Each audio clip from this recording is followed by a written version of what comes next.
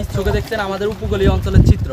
আমাদের এটা মেবি 2016-17তে আমাদের এই নদীর বেড়িটা ছিল, এখন যে পানির একবারে মিডল দিয়ে বেড়িটা ছিল।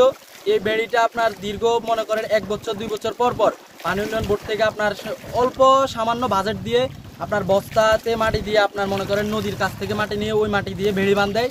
ওগুলা যেমন ডুল্লাকালে আপনার থাকে, এই সিজনে থাকে, বর্ষা আসলে নদী আবার ওই বেড়িটা বিলীন হয়ে যায় নদীতে। আমাদের নদী এই যে ভাঙ্গনের কারণে আমাদের মানুষ অনেক চারিদিকে বিলীন হয়ে যাচ্ছে। আমাদের মজুসরিহাটের দক্ষিণে 8 নং ওয়ার্ড বিষ্ণু সরমণি, এই 8 নং ওয়ার্ডের মানুষ আস্তে আস্তে বিলীন হয়ে যাচ্ছে। আমাদের 8 নং ওয়ার্ডের মানুষগুলা অন্যদিকে হারিয়ে যাচ্ছে, কেন আমাদের 8 নং ওয়ার্ডের এই যে কাজ হচ্ছে না, নদী ভাঙ্গন, অনেক মানুষ হারিয়ে যাচ্ছে এই যে নদী ভাঙ্গনের কারণে। জেনেক্সে শিফট করো, লাইফকে লিফট করো।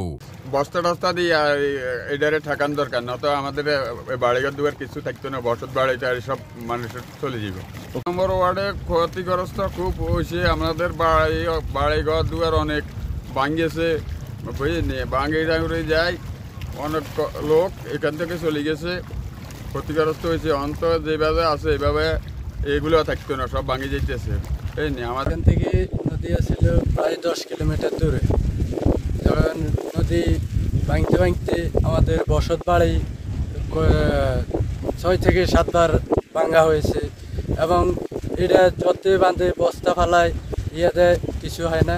যে নদীটা যত দ্রুত সংক্ষেপে বেড়িটা বাঁধা হয়। সুতরাং আমরা এলাকাবাসীর পক্ষ থেকে আমাদের পানি উন্নয়ন বোর্ড এবং জেলা প্রশাসক সহ সকল সরকারি কর্মকর্তার কাছে আমরা আবেদন করি, এবং বর্তমান অন্তর্বর্তীকালীন সরকারের কাছে আমরা আবেদন করি যেন আমাদের এই বেড়িবাঁধটি দীর্ঘমেয়াদী যেন বেড়িবাঁধটি হয়, আমরা এই আশা রাখি।